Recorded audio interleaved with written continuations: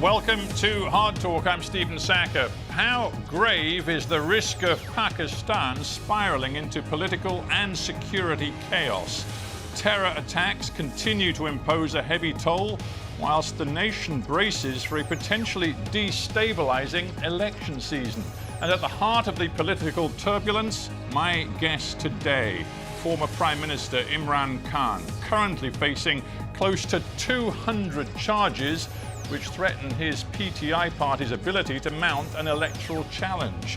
Has Pakistan's populist political star been outmaneuvered by the generals who once backed him?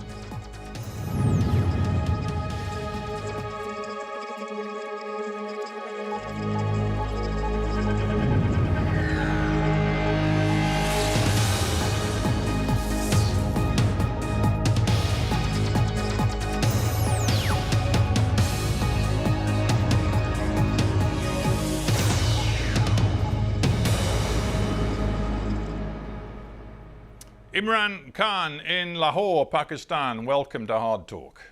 From the outside, Mr. Khan, it looks as though a legal noose is tightening around your neck. Does it feel that way to you? Yes, Stephen, it's been like that for a while, ever since I was out of power 14 months, 15 months ago.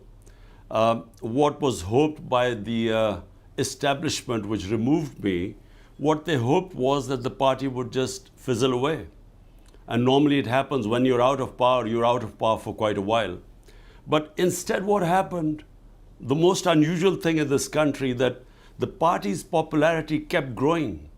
And then in the by-elections that took place, out of 37 by-elections, my party swept 30 of them. And this is despite the establishment backing the government parties. So since then, the attempts are being made to knock me out of the game. I had 2 assassination attempts on me, and apart from that, now I have close to my double century, almost 200 cases, and the whole attempt is to either imprison me or disqualify me, or both. Yeah, you talk about being knocked out of the game. Isn't the reality, now that there are these pretty much 200 cases against you, which include a whole range of charges? The corrupt misuse of official gifts is one, contempt of Pakistan's election commission is another, but then there are others which include, as I understand it, sedition, blasphemy, and one case which even alleges your involvement in a murder. It's becoming so complex and so serious that frankly you don't have time for anything else. Well, you forgot to mention there are about 60 or 70 terrorism cases against me. So all my time is spent from going from one court to another courtroom. I have made in 2 months over 350 court appearances, and my legal team is busy fending off one case after the other. But the thing is, nothing sticks because these are frivolous, bogus cases. And what now they are planning to do is to have military courts. And this is right now in the Supreme Court, whether the courts will allow military courts or not. And the objective of the military court is that there I certainly will be sentenced. Mm. Your contention, I guess, is that you're guilty of absolutely nothing. Is that it? Absolutely nothing. Look, Stephen, someone till the age of 70 never had one criminal case against him. In the last few months, how can you have 200 criminal cases? And here's someone who this country knows for 50 years. You know, I'm not someone who this country doesn't know, not just as a cricketer, as someone who has done the biggest charitable projects in our history, who people give more money than anyone in our history, so who trust them, who trust with their money. So people don't believe this. And as a result, according to the opinion polls, rather than the popularity going down, it is just going further up. I'm sure you're familiar with the notion of karma and the phrase, what goes around comes around. Would you accept that one problem for you is that the positions you stake out today are very different from the positions you've taken in the past. And when I say that, I'm thinking, number one, of your enthusiasm for the court's ruling that Nawaz Sharif, back in the period before 2018, should not be allowed to run again for public office. You, for a couple of years, demanded that he be barred from politics. In the end, he was. You said the courts had every right to bar a senior politician from running for office. The courts may well be about to bar you from running for office in the forthcoming election. So it's going to be difficult for you to argue the courts have no right to do that. There's a word or two words, moral equivalence. It's when you equate two completely unrelated incidences and combine them and sort of draw an analogy. Look, Nawaz Sharif, how did he get caught? It was in Panama Papers, that expose that took place, where it was discovered that he had 4 luxury flats in London, which he had not declared and were in his daughter's name. There was 1.5 years in court. There was a joint investigating committee which asked him to provide where did he get the money to buy these 4 flats. When he couldn't, that's when he was disqualified. It cannot be compared with me, where out of almost 200, there are only 2 corruption cases and both I'm fighting, and I'm telling you that both the cases, they will never find anything because there was no corruption. You can't compare him 4 luxury flat worth millions of dollars in London. He gets convicted, he gets to serve a sentence, to compare to what is going on right now. Would you accept that you've made several grave errors in the recent past? Perhaps one of your most serious errors was fomenting an atmosphere after you were ousted from power last year, an atmosphere in which you encouraged hostility toward the military. And when you were arrested in May of this year, your supporters immediately took to the streets in violent protest, which included violence directed against military targets, including the house of one senior general. They were your people responding to your rhetoric. Well, Stephen, let me just answer this one by one. Number one, in my 27 years in politics, never have I told anyone ever to be violent.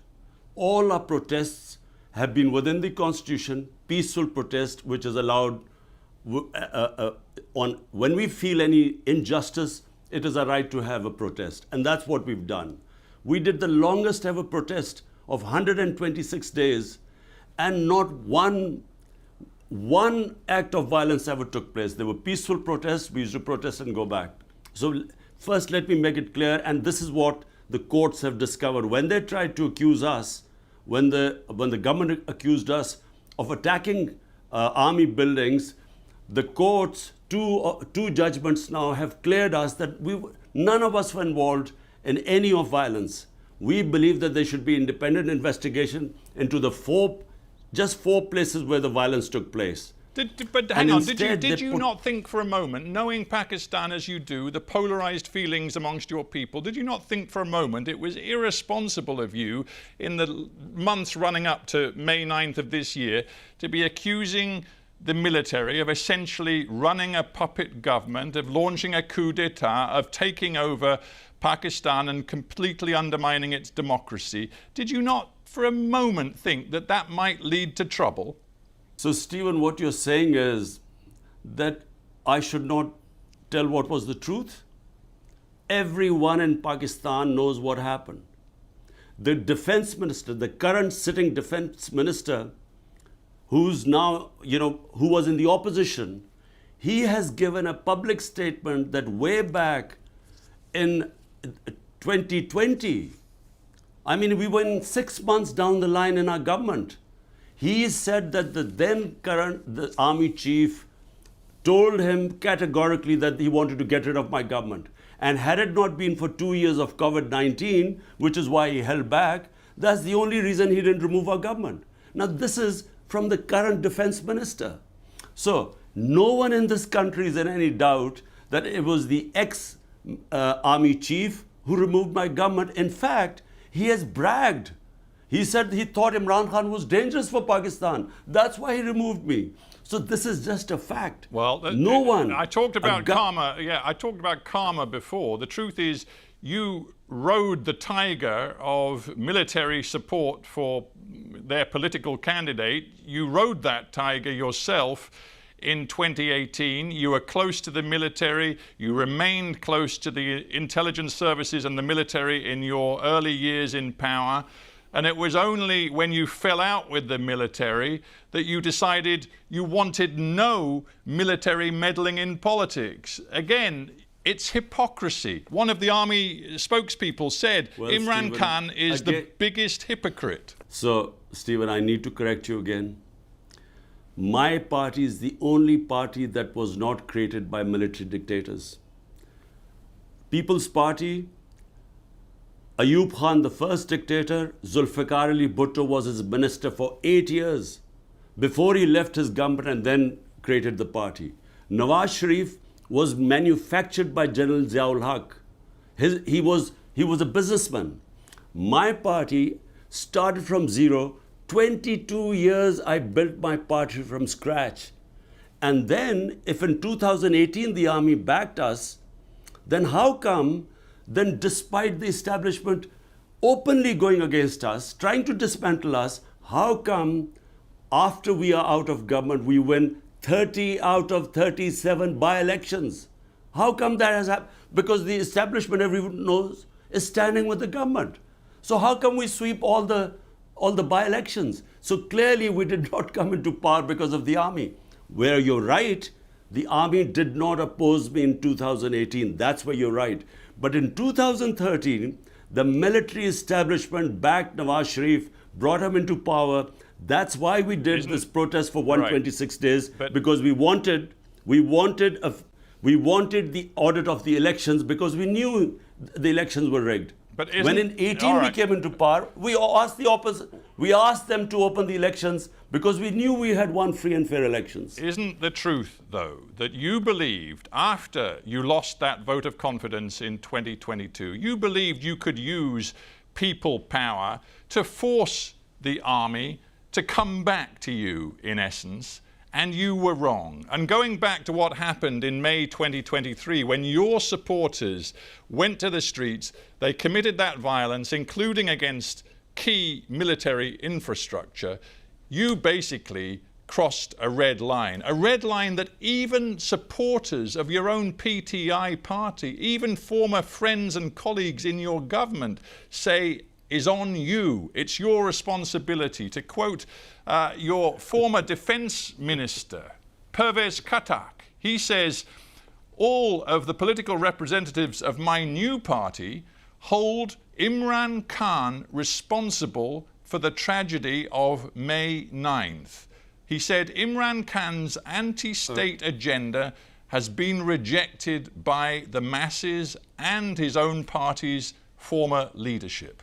Now, Stephen, let me answer this question because it's very important. What happened on the 9th of May? On the 9th of May, I'm sitting in the precincts of the Islamabad High Court. I'm on bail of these many cases, so there was no case on me. I get attacked by the commandos, not by police, by commandos. There are visuals which have gone all over the world. I was attacked. My guards were beaten up, and I was abducted from there, confirmed by the Supreme Court, unlawful and unconstitutional. So what did you think the supporters would do? When they saw the army, the commandos picking me up from there, was there not going to be a protest? But remember, when I was shot and 12 of my other people were wounded, 1 dead, despite that there was no burning, there was no arson. There were peaceful protests, but there were protests without any arson. So how come, this is the big question, when they see me being dragged like the head of the biggest party, abducted, there was going to be a reaction. Now, point is, Were we involved in the arson? Arson only took place in 4 buildings. Okay. They put 10,000 of our workers in jail. Now, Stephen, you've got to listen to this. This is very important. This was all pre-planned. The way the police could have picked me up. Why did they need commandos to pick me up and beat everyone up? Because they wanted a reaction. And but the reaction was peaceful, as it's always been. I want to stop you, Imran Khan, because you have made it clear you accept no responsibility for the violence around May 9th. I understand that, but my point really was to focus on the fact that since May 9th, the extreme pressure put on your PTI party, some of its members from the most senior to the most junior, has led to the implosion of your party. Some of your most senior former lieutenants like Fawad Chowdhury, Pervez Khattak, whom I've mentioned, Jahangir Tareen, they've all left. Some of them have set up new political parties. Your party, as it was, frankly, no longer exists. If my party doesn't exist, why don't they announce elections? Why did they run away from the elections stipulated by the Constitution, announced by the Supreme Court on the 9th of May in 60% of Pakistan versus Punjab? They ran away from the elections. Now they're trying to run away from the elections in October. So if my party is finished, they shouldn't be worried. The problem is the party is intact. They have tried everything. They have put 10,000 of people in jail, including women, never done before, peaceful protesters. And worse, they have put people through torture. We've faced custodial torture. It's never happened in the history of this country. And under pressure, some people have left, but the vast majority of people are in hiding today in Pakistan. All my senior leadership, which is not arrested, few of them have defected. The rest are in hiding. My workers are in hiding.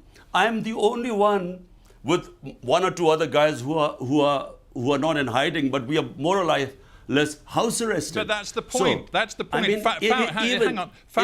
We don't have much time. Let's go on. keep some brief questions and answers. Fawad Chowdhury, who we've had on this show, who was very loyal to you, but now has quit politics, saying he can't work with you anymore. He said the other day, you, Imran Khan, have to find a way to build bridges to the mainstream politicians. And he even mentioned Nawaz Sharif. He said the country is on the brink of a terrible crisis. And it's incumbent upon you to put your own interests aside and reach out to Nawaz Sharif and others. Are you prepared to do that? The fact that the country is on the brink of a major disaster is true. We really are heading what I feel are the dark ages, because we basically have an undeclared martial law in Pakistan. I mean, the country evolved towards a democratic process over last 20 years, and suddenly there's no media which is free, and the judiciary, they're trying to control that. So we are heading in the dark ages. But what is the answer? Is the answer to shake hands with people who've been robbing this country for 30 years? I came into politics because the 2 families had destroyed our country economically. I came in because I wanted to bring the powerful under the rule of law, which is why my party was called Movement for Justice, Rule of Law. And now, am I supposed to join the same people who are responsible for destroying the rule of law in this country, who are above law, so that I again, what for? To come into power? I'd rather not come into power. I'd rather stay in the opposition. But let's stick What's with this idea. What's the point of coming into power if you can't bring justice here? Right, but let's stick with the idea that Pakistan faces a catastrophic future if political instability feeds into security instability, and we see that the suicide bombings, the terror continues, particularly aimed at political parties right now. And also we see a potential economic catastrophe with an IMF bailout which just stopped the country defaulting, but which nonetheless leaves Pakistan in a parlous position. Your country can't afford the political chaos that will come if you try to run in the forthcoming election. It just can't afford it. Stephen, look, the only solution to Pakistan, and any sensible person in this country will confirm this, the only solution, there is no other solution. Free and fair elections. That's the only way we will get out of this mess. What is happening is that in order to keep me out, they are dismantling our democracy. And what you're seeing in the rise in terrorism, the whole province of KP, Pakhtunkhwa, which is on the border of Afghanistan, why was there no terrorism when we were in power for 3.5 years? Why is it suddenly the terrorism is going up? Because they are no longer represented. The government in Pakhtunkhwa, where the terrorism has started, and in Balochistan, there has been a caretaker government which is not representative of Pakistan, doesn't belong to the people, and that's going there for 8 months. It's illegal, it's unconstitutional. So the answer is free and fair elections. Let the people select their own representatives and then let them sort out the problems of Pakistan. We as a representative government had brought down terrorism in Pakistan. You right now are sitting in Lahore. Every time you try to leave your home, you have to negotiate all of the armed guards and the security that surrounds you. Pretty much your only journeys right now are to the courthouse. You know that you survived an assassination attempt last November, but you've said you expect another one to come. I believe your own children have told you that you ought to get out of politics for your own safety. Why will you not heed that advice? Because it may be the only way to calm tensions in your country. Stephen, what you're saying is that we should accept slavery and not have freedom. Democracy means freedom. So what you're basically telling me is that in order to accept this fascist government, which is destroying our civil liberties by the day, they're about to pass a bill, just so that you know what we are facing right now. They're passing a bill which is called Prevention of Extreme Violence. The intelligence agencies can break into anyone's house without an arrest warrant.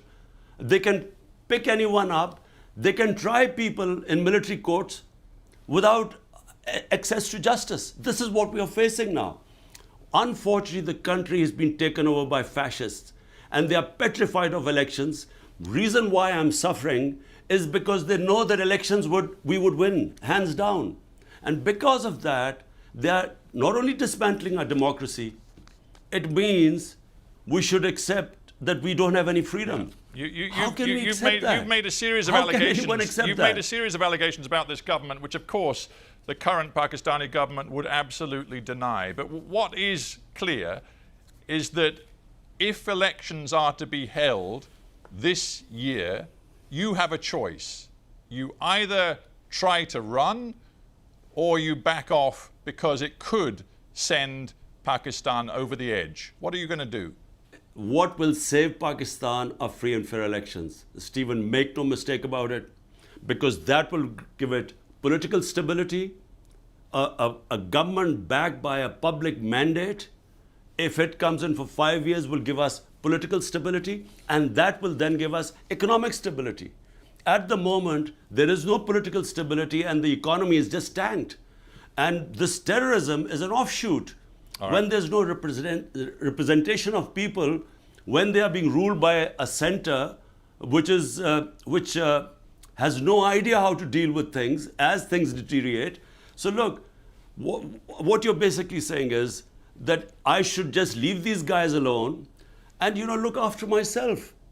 So it's easy for me. All I have to say is that, look, I'm going for a holiday to London to see my boys, and life is easy for me. But look, I mean, I am the first generation of Pakistanis which grew in an independent country. My parents grew up in colonial India. So we value our freedom. Imran Khan, we have to end there. Thanks very much for joining me on Hard Talk.